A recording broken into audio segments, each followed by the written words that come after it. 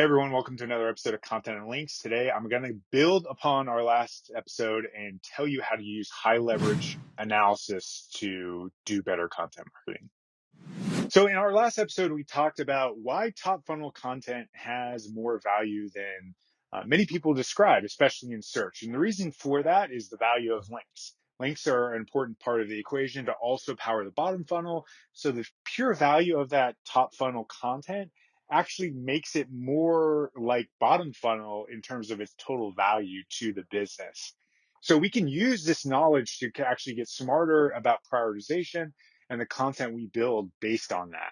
So we looked at Credible last time, and this is a business that's doing quite well from an SEO standpoint. It is probably doing some link acquisition and is thinking about things well. So what I did was I exported all their top pages in Ahrefs, and included in that is the link and root domain. So it's a perfect way to think about the value of links. So what you would want to do is export this into this document, and with our analysis we did last time, determine what your monthly link value is. And again, to recap, how you calculate your monthly link value is to look at the total value of your traffic and then divided by the number of links to your business. So in the Credible example, their traffic value is 1.8 million. We divide it by 3.34 thousand, and you then get the number of 525 approximately. This gives you a directional value for a link and what that's worth to you and your company. It depends on the industry, how large or small that is. The more competitive it is, the more it's worth. Obviously, the higher the number becomes, and the harder it is to generate links. So this is something we should understand as part of our conceptualization of what the value of a piece of content or a link acquisition campaign might be. So in thinking about that, what we would do is then add this to the equation to give more value to content and also ideas that we might have. So if we've done keyword research, if we're starting from a strong base, we can just use the competitors, other content as well. We personally prefer content that has top funnel passive link acquisition opportunity plus some link acquisition possibility. And then the other side of the equation is just maybe a big concept that as link bait has top funnel value, all those things that can factor into the equation of what it's worth for you for your business. But in putting those all together, we can now create an equation of what the true value of a page is from a link acquisition standpoint. So we look at Credible, you can see their top pages almost can be excluded by default.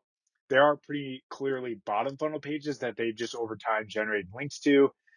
I'm very, very confident that these are just kind of things over time that have occurred, and maybe they've done link building through other activities that have generated those links. But for this analysis, it's not quite as valuable, but in general, it wouldn't have made changes to the equation anyways. We know we need a student loans page, a personal loans page, and a refinance student loan page simply because of what those are worth to a business like this. But when we get past that equation, we can now start factoring in, hey, what is the value of what people are bidding on that same traffic? And also, what is the value of the link to our business? So if we think something has some top funnel value, we can put a dollar value to how much time we should spend in creating that. On the other side, if we think there's high link acquisition potential, we can now put a dollar value to that as well. So in looking at this math equation, what you'll notice is that the numbers shift a bit. So if you're specifically looking for outliers, we can see the monthly link value for this average student loan statistics page is actually quite high relative to its traffic value.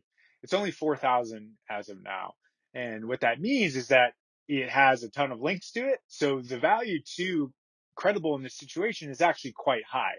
So it's $57,000 number per month means it warrants doing early in the equation, because this topic is so valuable to them from the value it drives to the other bottom funnel pages it has. So by creating a spreadsheet like this, we can now put math against what we should do, what we should prioritize based on the total value it might have. And we have to be aware of all things here and make adjustments appropriately given the kind of variables we talked about. So the variables in terms of the bottom funnel pages probably might be acquiring links just through deliberate effort over time. Other pages might not actually have conversion value, like I doubt this student loan debt statistics piece actually is going to drive 4,000 in direct revenue for them. I could be wrong, but that's just a considerable factor to consider when thinking about this concept overall. But if we're thinking about ideas we have for link bait as well, we can now use this equation and weigh it against stuff in our queue. So if we've done these top like 7 or 8 pieces, we're now can kind of check them off as being knocked out. We can now think about other content as well. So one of the things that is kind of in that equation is if you go further down, you'll see a survey on millennial credit cards that Credible did. And this was a quite successful piece, 38 links, likely high authority sites, which is another piece of this equation, but really has no traffic value. But you can see comparatively, it was still a good idea. They executed it well. It was effective.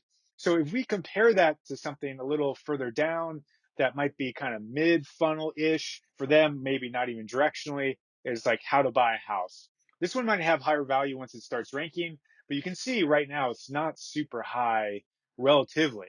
So if we come up with this millennial credit card survey idea, but we still have this other stuff in the queue, and we're confident that the variability for that concept is around 30 to 50 links, we probably should prioritize that based on this new high leverage equation that is pushing for the thing that's going to do more for us faster. You can see how that goes past that as well. Like it could be average medical school debt, could be other surveys that they've executed. You see they've done some data insight pieces, calculators. All of these equations can be kind of combined to understand the value of what we do.